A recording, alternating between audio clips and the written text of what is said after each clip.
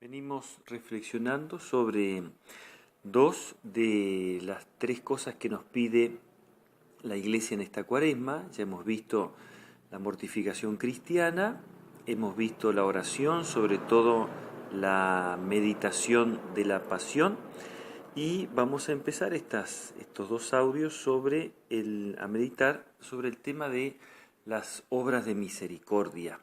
El apóstol Santiago va a decir en su carta: muéstrame tu fe sin obras, que yo por mis obras te mostraré mi fe. ¿No? Este es el contexto, es decir, nuestra fe se tiene que manifestar en las obras y por medio de esas obras nosotros manifestamos esa fe. ¿No? Hemos ya tratado este tema bajo otro aspecto cuando hablábamos de las bienaventuranzas, y ahí decíamos que la palabra misericordia significa amor a la miseria. Es una compasión que me mueve a remediar una miseria y que por lo tanto tiene un principio interior, como todas las cosas que el Señor nos pide.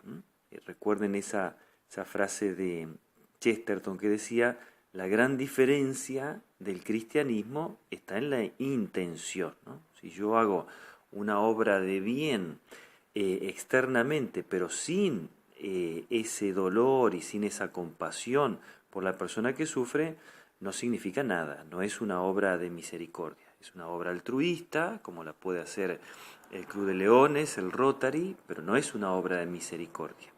Y si yo la hago como para remediar a un hermano mío que me está representando a Cristo, con mucha más razón, ¿no? Por lo tanto, recordamos eso. Siempre tiene que ir con un principio interior de esa compasión por aquel que sufre.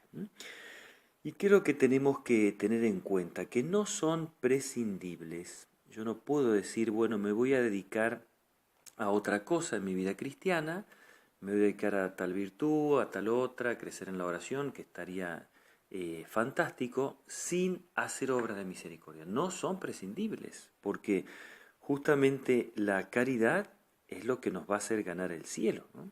San Juan de la Cruz decía: al atardecer de vuestras vidas seréis juzgados por el amor. Y San Pablo va a decir: sin amor no soy nada. Por lo tanto, mi salvación va a depender de la caridad. Y las obras de misericordia son como los frutos más preciosos de la caridad. Por lo tanto, si yo conozco a Cristo, si constantemente hablo con él en la oración, espontáneamente, naturalmente tiene que surgir de mi alma este deseo de realizar obras de misericordia. Por lo tanto, yo los invito a que tomen el catecismo o que vean por internet y repasen las obras de misericordia que la Iglesia nos propone. La Iglesia las ha nucleado en 7 obras corporales y 7 espirituales. Generalmente siempre nos conmueven más las corporales, ¿no? Viene alguien que está sin ropa, por lo tanto le damos algo, viene alguien que tiene hambre y está muy bien.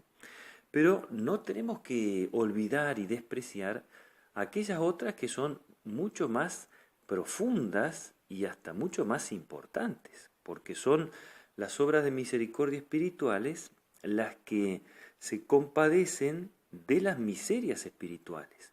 Y ahí está, por ejemplo, el corregir al que se equivoca, que muchas veces no lo hacemos por comodidad, corregir al que yerra, dar consuelo al triste también, importantísimo. ¿Cuántas veces nosotros le escapamos a la persona que está triste, que está dolida o que está deprimida, porque no vaya a ser que me enganche a mí? Bueno, consolar al triste.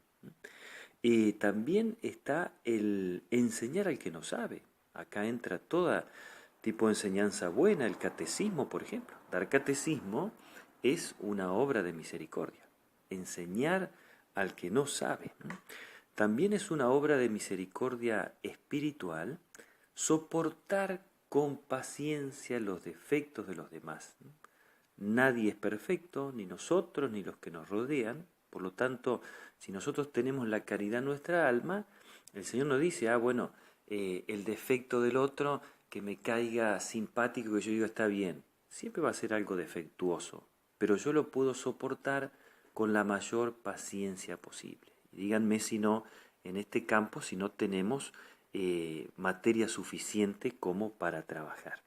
Y así como tenemos que saber cuáles son las obras de misericordia, tenemos que saber a la luz de Dios y tomar conciencia de los talentos que Dios nos ha dado, porque en base a esos talentos son las obras de misericordia que voy a hacer, o que voy a hacer con más fruto, o que voy a hacer con más éxito. Por lo tanto, cada uno sin una falsa humildad tiene que preguntarse, a ver, ¿qué talento me dio Dios? Si me hizo más paciente, si me dio una fe mucho más ilustrada y que yo puedo compartirla y enseñar a los demás, si me dio, por ejemplo, la capacidad de escuchar, ¿no? Entonces puedo obrar en ese campo de la misericordia. Si me dio bienes materiales y puedo socorrer a una persona que lo necesita, entonces cada uno verá esas capacidades que tiene, que justamente han sido llamadas talentos en cuanto a eso que enseñó el Señor en la parábola del talento, que el talento da fruto en la medida que se utiliza, no cuando se esconde.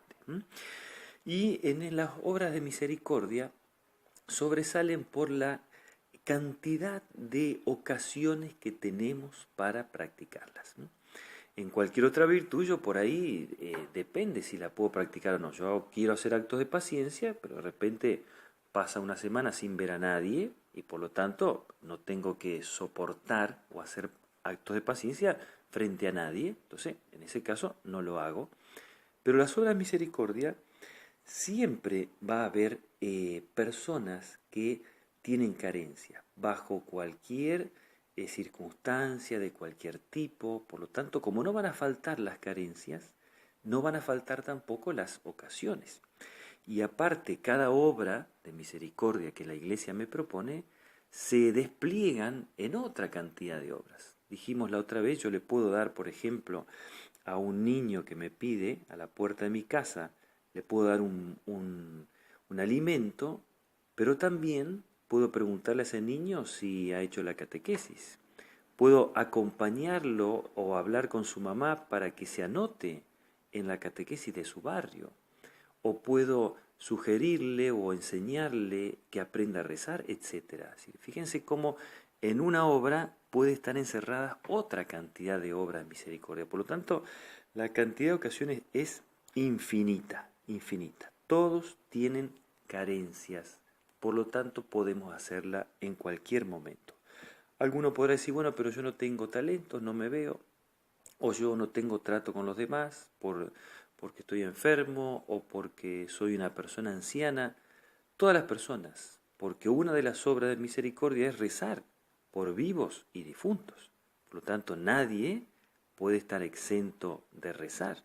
Nadie puede estar exento, por ejemplo, de ofrecer su propio dolor para la liberación de un alma, para la conversión de un ser querido, para aliviarle el dolor a un hermano que también sufre.